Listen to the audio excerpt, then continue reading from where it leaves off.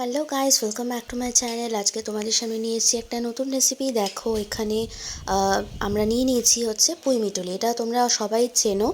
তো আজকে রেসিপিটা আমার মা রান্না করছে, আর শীতের দিন প্রায় শেষ হতে চলেছে, তো সেই জন্য প্রায় লাস্ট রেসিপি বলতে পারো আমাদের এই শীতের মরশুমে। তো দেখো এখানে পুঁই মিটুলিগুলো বেশ ভালো ছিল, ফ্রেশ ছিল। আর মিটুলিগুলো দেখতে পাচ্ছ কত সুন্দর, একদম বেশ ভালোভাবে ফুটেছে। আর পাতাগুলো আমরা এখানে বেছে নিয়েছি। আমরা এখানে শুধু পাতা আর মিটুলিগুলো নেব, ডাঁটা কিন্তু খুব একটা নেব না। আর এখানে আছে বেগুন, বেগুনটাকে আমরা খোসা ছাড়িয়ে আলাদা করে কেটে নেব। আর দেবো হচ্ছে আলু। তোমরা চাইলে শুধু পুঁই মিটুলি আলাদা করেও রান্না করতে পারো, বাট বেগুন আর আলু দিয়ে পুঁই মিটুলি করলে এটা টেস্ট একটু ভালো হয়, একটু অন্যরকম হয়। আর দেখো এখানে আমি চলে যাচ্ছি পরের স্টেপে। এটা যেটা দিয়ে আজকে করব সেটা হচ্ছে মাছের মাথা। আর এখানে দেখো মাছের মাথাটার সাথে ফ্যাসা মাছও আছে, এটা আমরা জাস্ট ভাজা করব আজকে। সেই মানে আজকের মেনুটা কি হবে সেটা তোমরা লাস্টে দেখতে পারবে। তো দেখো পুঁই মিটুলিগুলো আমরা এখানে কেটে নিয়েছি, কেটে ভালো করে জলের মধ্যে ধুয়ে আবার ভিজিয়ে রাখা ছিল। তারপর চলে যাব নেক্সট স্টেপে। এখানে আমরা পাতাগুলোকেও কিন্তু ভালো করে ছোটো ছোটো করে কেটে নিয়েছি।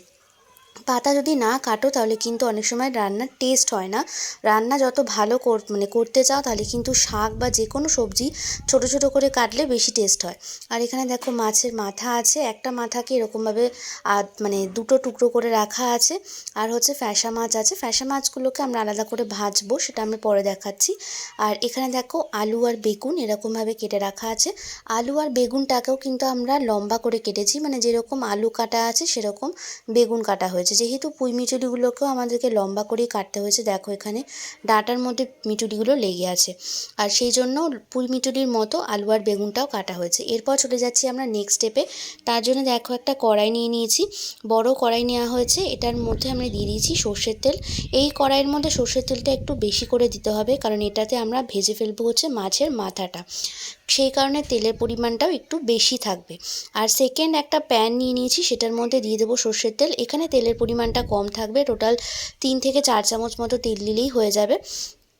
তারপর দেখো এখানে আমরা মাছের মাথাটা প্রথমে দিয়ে দেব, আর তার জন্য নুন আর হলুদ মাখিয়ে নেব মাছটার মধ্যে। প্রথমে দিয়ে দিয়েছি 1 চামচ নুন, আর তারপর দেবো হচ্ছে 1 চামচ হলুদ।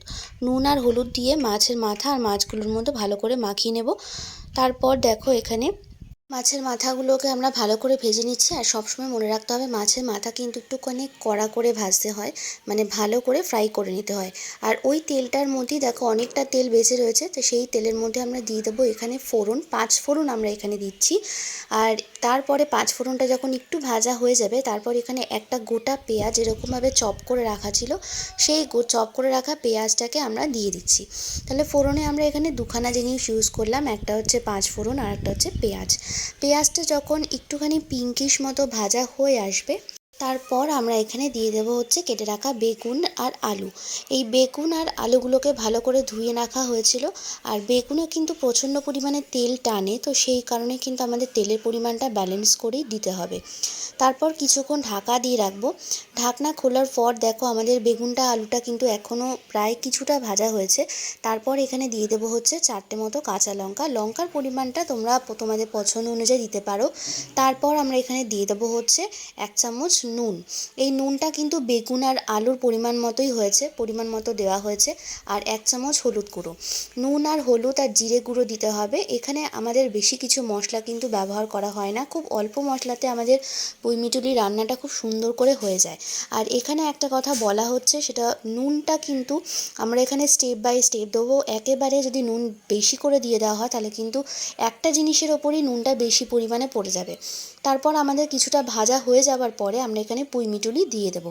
পুঁই মিটুলিটা যখন আমরা ভালো করে মিক্স করে নেব, দেওয়ার পর পুঁই মিটুলি দেওয়ার পরেও কিন্তু আমাদের 1 চামচ নুন দিতে হবে। আমি প্রথমেই বলেছি স্টেপ বাই স্টেপ দিতে হবে, কারণ হচ্ছে যদি যখন যে রান্নায় তোমরা একেবারে যদি কখনো নুন দিয়ে ফেলো তাহলে কিন্তু শুধুমাত্র পার্টিকুলার যে জিনিসটার ওপর নুন দিলে সেখানটায় কিন্তু নুনটার পরিমাণটা বেশি হয়ে যায়।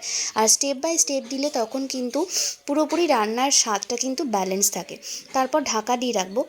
ঢাকনা খোলার পর দেখো আমাদের পুঁই মিটুলিটা প্রায় অনেকটাই সেদ্ধ হয়ে গেছে। তারপরে এখানে দেবো হচ্ছে 1 চামচ পরিমাণ মতো নুন দিয়ে ভালো করে এটাকে মিক্স করে নেব।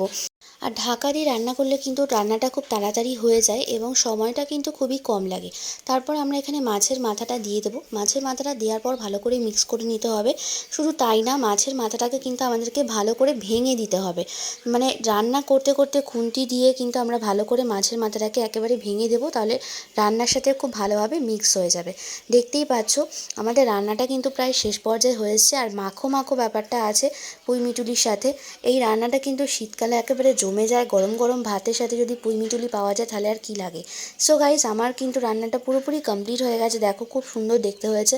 আমাদের বাড়িতে রেসিপিটা কিন্তু সবাই খুব পছন্দ করে। তোমাদের কেমন লাগলো অবশ্যই আমাকে কমেন্ট করে জানাতে ভুলো না। ভালো লাগলে একটা লাইক করে দিও। আর যারা নতুন চ্যানেলের বন্ধু আছো তারা চ্যানেলটাকে সাবস্ক্রাইব করে চ্যানেলের পাশে থেকো। দেখো এখানে আমাদের ফ্যাসা মাছটাও কিন্তু ভাজা হয়ে গেছে। আর একটা যে প্যান বসানো হয়েছিল সেখানে ফ্যাসা মাছটা আমরা রান্না করে নিয়েছিলাম, সেটা আর তোমাদেরকে দেখানো হয়নি, কারণ মাছ ভাজাটা তোমরা সবাই জানো। সো গাইস, আজকে ভিডিওটা শেষ করছি এখানেই। তোমাদের সাথে আবার দেখা হবে পরবর্তী অন্য কোনো ভিডিওতে। ততক্ষণের জন্য তোমরা সবাই সুস্থ থাকো, ভালো থাকো, সাবধানে থাকো আর আমার চ্যানেলের সাথে থাকো। আর আমি ভিডিওটা শেষ করছি এখানে। দেখা হচ্ছে তোমাদের সাথে খুব তাড়াতাড়ি। টাটা।